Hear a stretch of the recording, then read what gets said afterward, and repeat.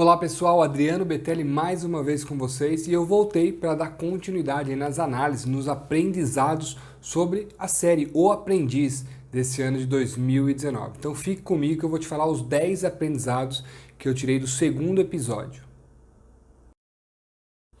Primeiro aprendizado. Construa equipes de acordo com as competências. Dependendo da tarefa, do projeto, do ambiente que você está inserido, você deve construir a sua equipe, engajar ela, colocar as pessoas certas de acordo com as competências das mesmas. No episódio fica muito claro quando uma das equipes seleciona dentro de um grupo uma pessoa com um perfil mais negociador, outro perfil mais planejador, um perfil mais avaliador e uma pessoa com um perfil executor. Então você tendo esse múltiplo perfil dentro da mesma equipe, isso colabora para você otimizar os pontos fortes e minimizar as fraquezas. Segundo aprendizado, um líder ele tem que estar firme e decidido. Quando ele começa a delegar uma tarefa, ele começa a deixar claro para todos o que tem que ser feito e como tem que ser feito, ele tem que passar isso com responsabilidade, deixando clara a sua comunicação para que todos tenham um melhor entendimento da tarefa. Dessa forma, comunicação clara. Esse é o segundo aprendizado. E após a delegação, após a comunicação clara, você, líder, tem que fazer a recapitulação, conferir se todos entenderam o que foi feito e como deve ser feito. Esse é o poder da recapitulação. Terceiro aprendizado, o poder da argumentação. Quando você vai fazer uma compra, quando você vai solicitar algo, você tem que saber argumentar, não pressionar, no caso desse programa específico, o vendedor, aquela pessoa que estava vendendo o produto. Esse programa ele se baseou em negociação, desenvolver essa habilidade de negociação de compra e venda. Então você não precisa chegar pressionando ali o seu vendedor, falando sobre preço, que você precisa do menor preço e etc. Você tem que fazer algumas séries de investigações antes para chegar ao valor. Então primeiro, você tem que perguntar sobre o produto que você está querendo comprar, detalhes sobre eles e etc. A especificação desse produto. Outra coisa, você tem que demonstrar interesse no produto, para que o vendedor consiga te apoiar com o melhor produto e com o menor preço. Segunda coisa, você tem que deixar claras as suas necessidades. Quais são as suas necessidades para aquela compra, especificamente. E aí você aborda o valor.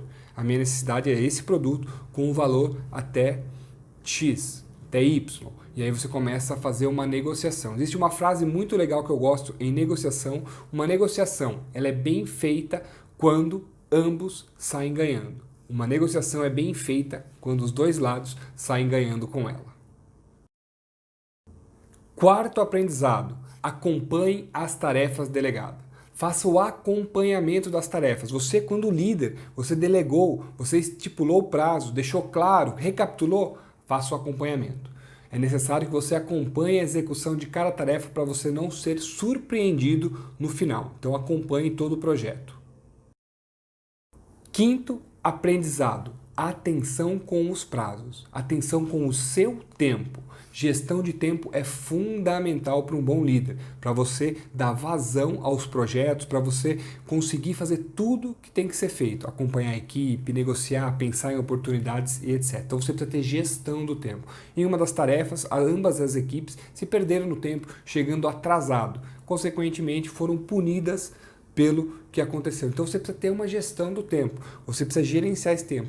E aí eu falo para você, às vezes esse chegar atrasado, 10 minutinhos atrasado e etc, é uma cultura.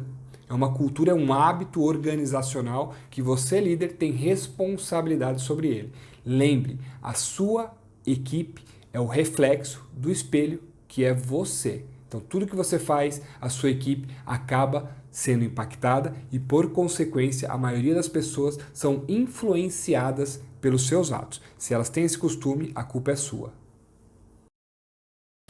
Sexto aprendizado, vendas. Venda é uma arte para poucos, porém todos podem aprender e chegar à excelência. Sim, a venda, o hábito de vender, a habilidade de negociação e de venda, ela pode ser aprendida e pode ser treinada para você chegar à excelência. Então, no momento das vendas, eles fizeram uma coisa muito interessante, uma das equipes, que foi um roteiro, né, uma pauta dentro de uma reunião, estipulando a estratégia de venda. Isso faz com que você tenha foco, nos assuntos abordados dentro daquela pauta e também você consiga ali seguir uma estratégia otimizando o seu tempo, que eu já falei aqui que isso é um dos aprendizados também desse episódio. Primeira coisa, a partir do momento que você estipulou uma estratégia de venda, siga a estratégia de venda. Você tem que seguir o preço mínimo e o preço máximo que você colocou para a venda daquele produto. Fica claro no episódio que em alguns momentos, por desespero, não saber vender ou querer vender logo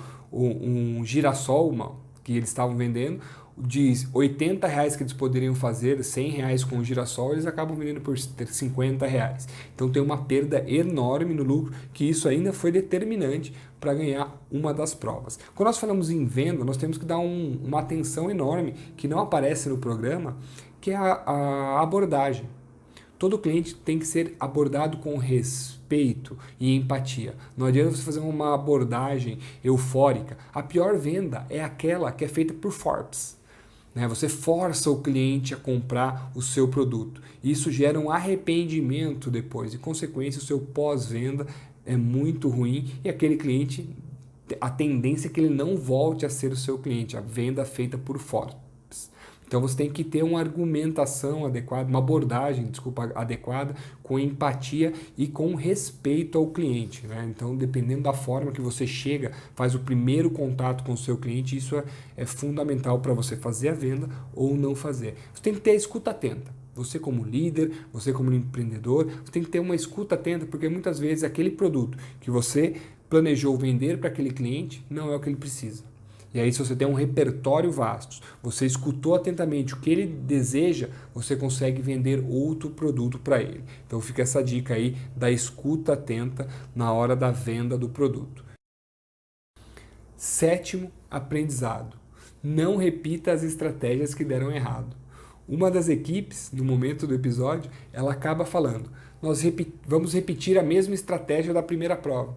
Porém, vocês perderam a primeira prova. Deu errado, gerou atritos e etc. E você vai repetir a mesma estratégia para a segunda prova, a chance é grande de dar errado e foi o que aconteceu.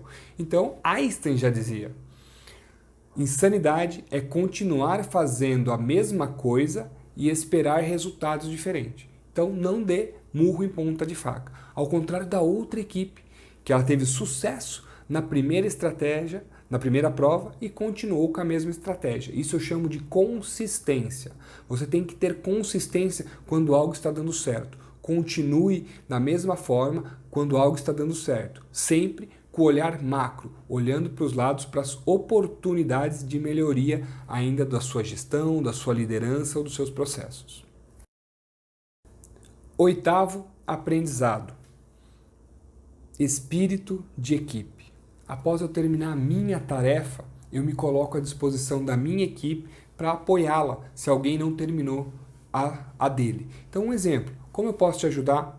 Acabei aqui, você gostaria da minha ajuda? Como eu posso facilitar a sua vida? Essas são perguntas que muitas vezes no âmbito organizacional nós não ouvimos. Cada um pensa no seu, no famoso umbiguismo, olhando para si e acaba esquecendo de olhar para as outras áreas. Então, como você pode ajudar a sua equipe? Como você pode ajudar os seus pares? Como você pode facilitar o trabalho do outro? Isso aí muitas vezes faz aquele espírito de equipe aflorar e você ter melhores resultados. Consequentemente, você aí põe a hashtag reciprocidade. Quando você ajuda alguém, aquela pessoa, por ter o senso de reciprocidade, ela tende a te ajudar, a te apoiar quando você estiver precisando. 9º aprendizado. Não desista no meio do caminho. Teve uma das participantes que pensou em desistir do programa. E aí eu uso a velha frase: quando os deuses querem nos punir, eles atendem os nossos desejos. Quando você quer ser líder, você esteja preparado para os ônus e bônus do que você vai ter pela frente. Calcule os riscos, as perdas que você vai ter ao assumir um cargo de liderança ou a participar de um programa, de um reality show e etc. Então, toda mudança você vai ter perdas e ganhos. E muitas vezes nós ficamos apenas com os ganhos. Nós olhamos para os ganhos e ficamos ali atento apenas com eles. Então você tem que ficar atento às perdas também. Quando você assume um cargo de liderança, você também vai carregar consigo não só o bônus, só o valor que você vai receber e os benefícios, mas os ônus, as responsabilidades e também a cobrança pelas metas. Então calcule isso e não desista no meio do caminho. 10º aprendizado. Não deixe que os seus relacionamentos entrem da porta para dentro. Esse é um erro muito grande de líderes. Estreitar os laços com os colaboradores ou trazer pessoas, familiares, parentes, primo, cunhado, para dentro da empresa e depois ele não consegue fazer a gestão por competência. E aí dentro da cabeça do líder fica uma briga interna. Como eu vou dar um feedback para minha mãe? Como eu vou ser duro com a minha esposa, com o meu filho, etc. Se você não tem competência para separar essas coisas, não desça para o play. Fique em casa. Se você não tem competência para isso, não adianta você chamar pessoas, familiares próximas para dentro da sua equipe, porque a chance de você não fazer uma grande gestão, uma ótima gestão, é muito grande. E para finalizar, quero utilizar uma frase do Roberto Justo. Não interessa se você perdeu por pouco. Derrota é derrota. E lembre-se, a vitória sempre traz recompensas. Um forte abraço e sucesso!